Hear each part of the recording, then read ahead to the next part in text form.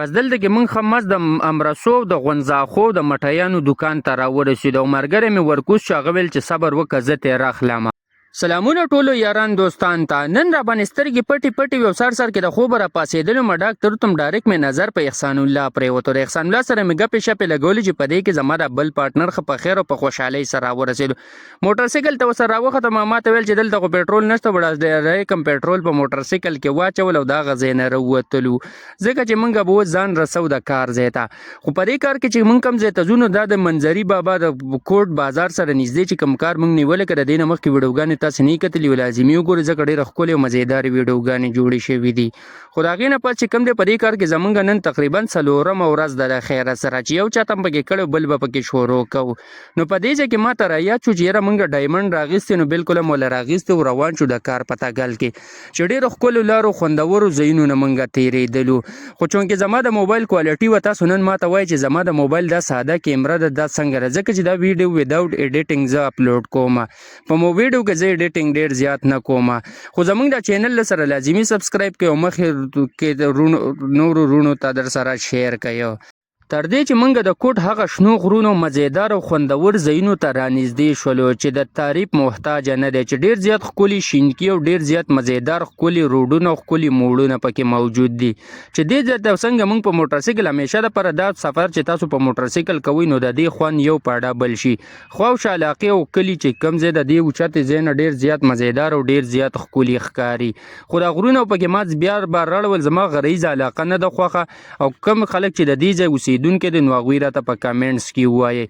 خو دلته چې کومې یخې هواګانې شروع شولې او یخې ساګانې موږ اخیستلې نو ډېر زیات خوند او ډېره زیاته مزه یې کوله ولې چې دا علاقه ډېره زیاته یخه ده او ډېره زیاته مزه کوي. حالانکې چونکې ګرمي شروع شوې ده نو په دې علاقو خلکو چې کوم دی څومره مزې وکړلې دا درته زه نشم ویلی. اوس چې په دې علاقه کې چا سفر کړی نو موږ ته په کامنټس کې وایي. تر دې چې موږ د کوټ بازار ته راورسېدو په دې ځای کې به د خیره سره موږ لاول د مټیانو والا خواله راللو ځکه چې دنه زمونږ سار کې ناشته نه وکړی نو بس ډایرکټ دته موږ ویل چې لږ سره له راکړه چې هلته کې وخورو. هغه راته ویل بالکل تابعدار بس چې د دې ځای نه واخلئ هغه چې تاسو هر څه اخلئ.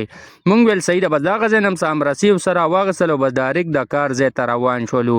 څنګه چې موږ دلته کې د کار ځای ته راورسېدو او کار ته وردننوتو بس هډوکي مډوکي مې ورته راښکلو. موټرسایکل هم سایډ ته ودرو ځای په ځای خټې مټې پرتې وي او بس دغه دننه کار چت موږ د خیره سره کړی دی.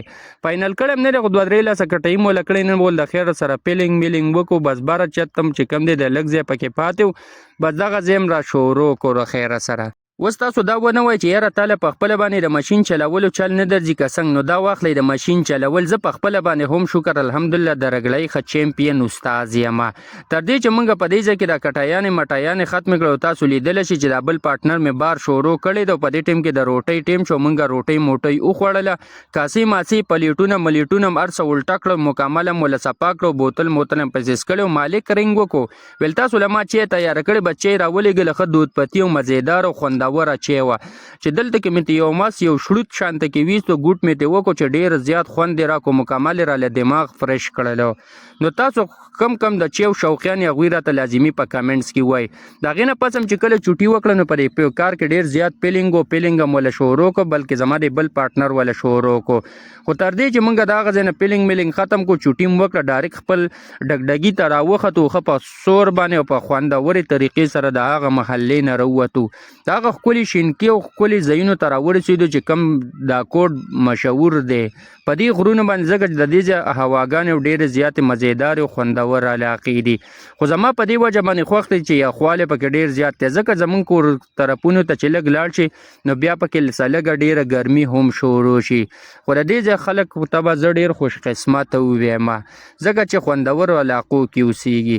تر دې نه چې موږ کله مخکې واوښتلو نو دته ما ویل چې یار دا غرونه خو څه ناشنا شنه شنه ښکاري. هغه راته ما ته ویل پرېږدوه غرونه مړه پرېږدوه. خو بس تر دې چې موږ د کوټ د غرونو د یخ ته کله راکوز شو ځکه چې موږ به اوس ځو د کور ځای ته بس دلته کې د پلون او بازار ته راورسېدو در زمونږ ځای ته نږدې ده. بس چې پر دې غټ نیر باندې کله مخکې ته روان شولو نو تاسو لیدی شئ چې موږ دلته کې شکر الحمدلله د کوپر نه راواوښتلو، ولې چې دا سړک چې کوم دی د کوپر دی. نو بس په دې ځای کې موږ په دې وړوکي نیر باندې وړوکي نیر سره دلته کې په ښه مزېدار دی بل چوک ته او د خیره سره چې موږ خپل کلي ته رانږدې شولو.